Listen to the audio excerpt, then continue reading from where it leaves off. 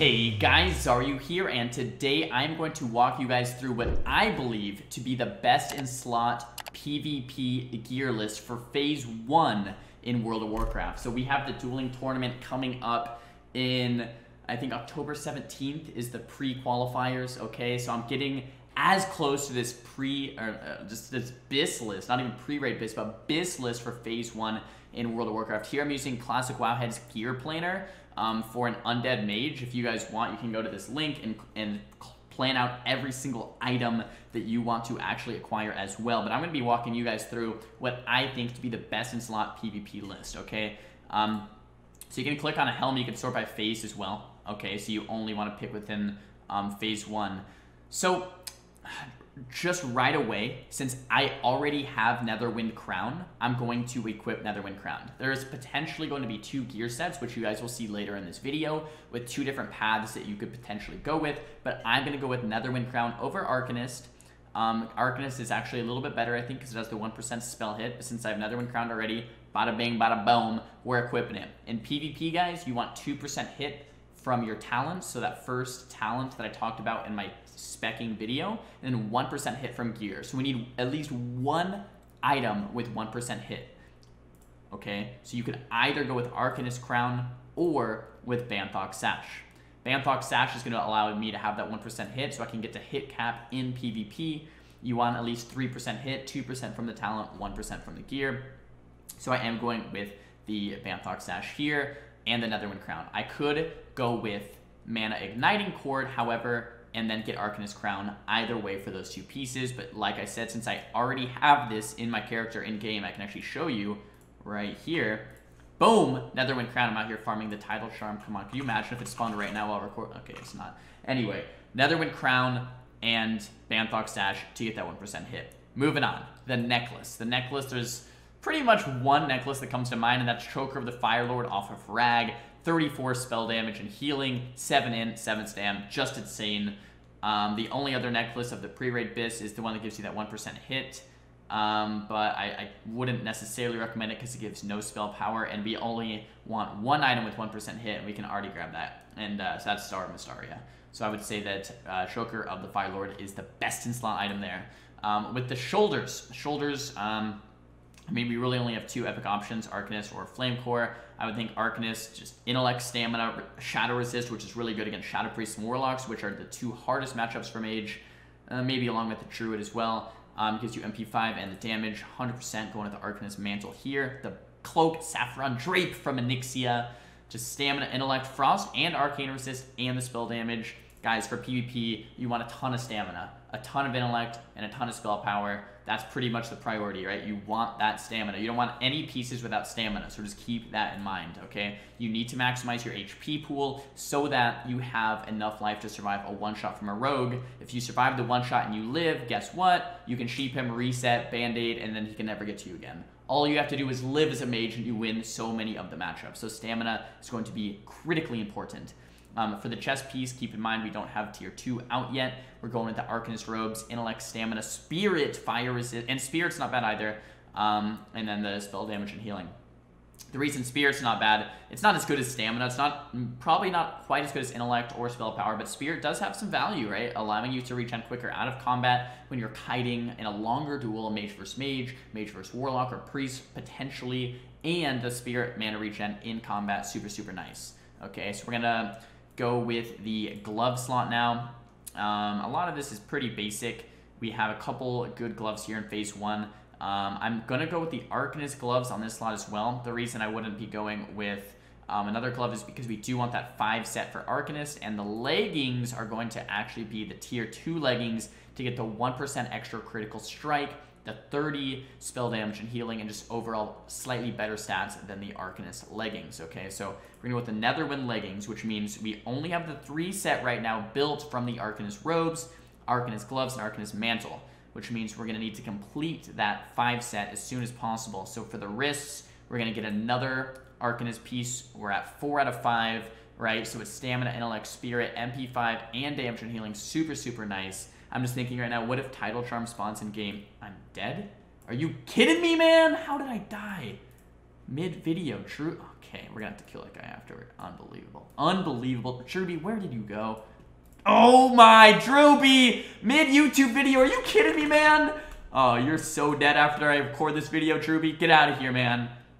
Get out of here. Anyway, back to the video. Drewby.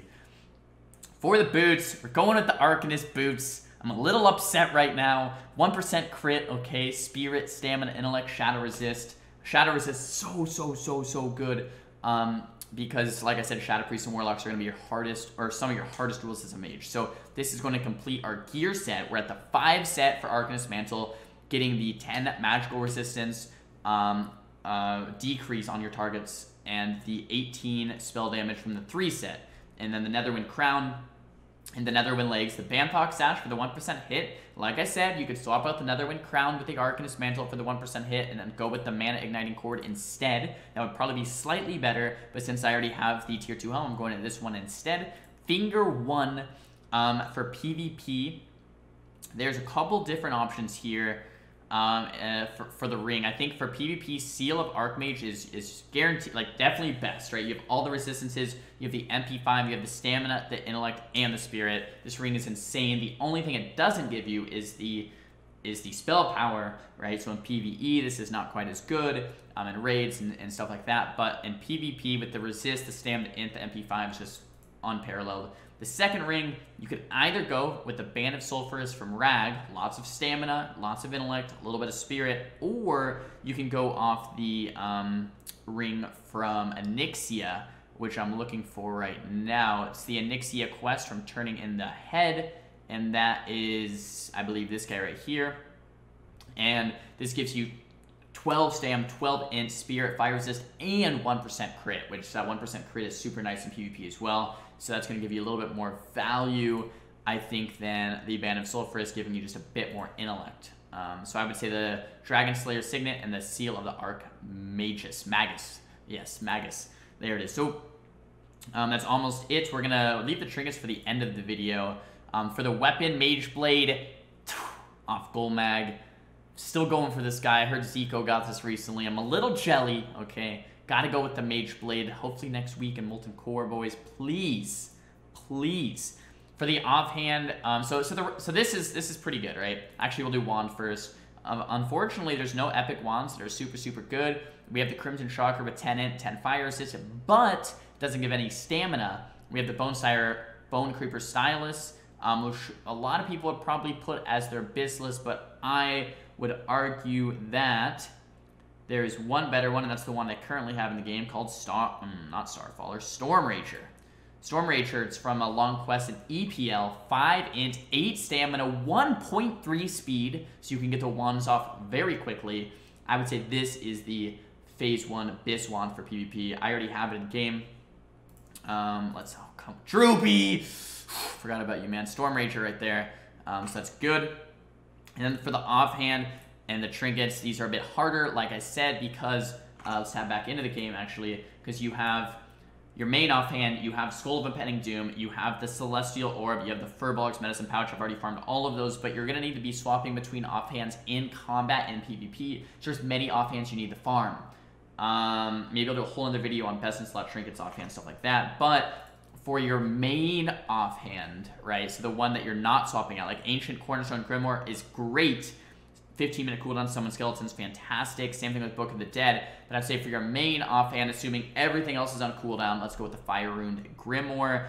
But, like I said, you want to be able to swap to things like Celestial Orb, or the Healing Trinket from the Furbolgs, etc.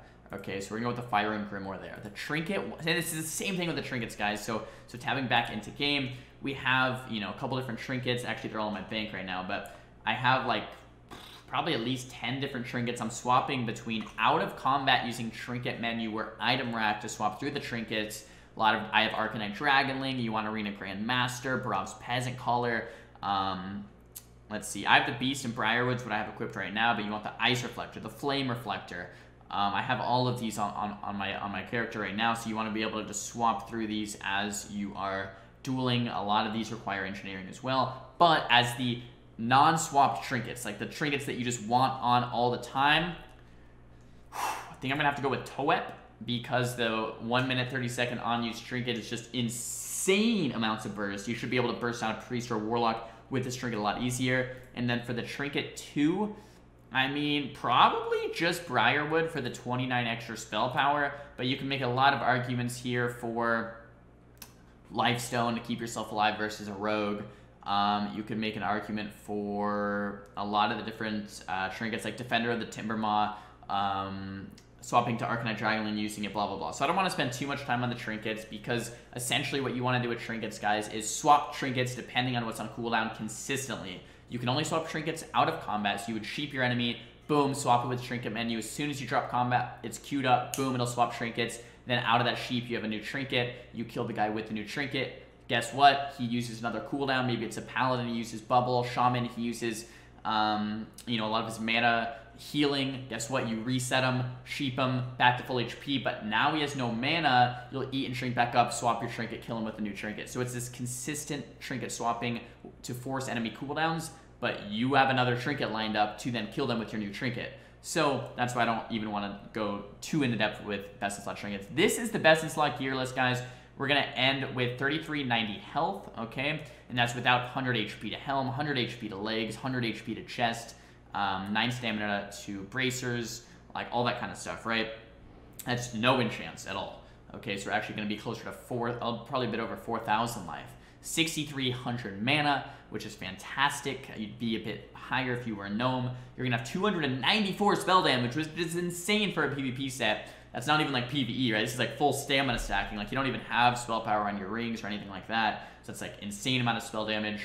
And that's without 40 or 30 spell damage to your weapon, right? So like you're actually going to be at 320 or so, which is pretty insane. You're going to be at 14.75 spell crit, that 1% spell hit, which I talked about, which is really important, and 18 MP5. Here's all the resistances shown as well. And then, like I said, if you swap the crown with the mana igniting cord, I'd say this is actually slightly better, ever so slightly better, if you want to do this as well. It's going to give you about the same spell power, but you're going to get a little bit more crit from that mana igniting cord. You're going to get a little bit less resistance or MP5, but then you're going to get a bit more, I guess, crit and maybe a bit more stamina as well. So, like I said, one way or the other, but that's pretty much exactly every single piece I'm going for right now in phase 1. So many people have been asking me, Xaryu, like, what am I going for in your raids? Guys, if you're PvPing and you have a DKP system or a loot council system in your guild, this is the stuff. If you're a PvPer, right, not PvE, PvE is way different. If you're a PvPer, this is the stuff you should be going for in phase 1. Now in phase 2, it's all going to change again. Phase 3, it's all going to change again. So we'll get excited for this new phases. But this is what I'm going for that first and foremost dueling tournament. Guys, if you enjoyed the video, make sure to give it a big thumbs up. If you did not enjoy the video, make sure to give it a big thumbs down. I'm thinking about Drewby right now killing my ass. I'm going to hop back in game and get him here in a second. Leave your comments down below below the video. Let me know what you guys want to see for the next video. Follow me on Instagram. Follow me on Twitter. I'll see you guys in the next upload.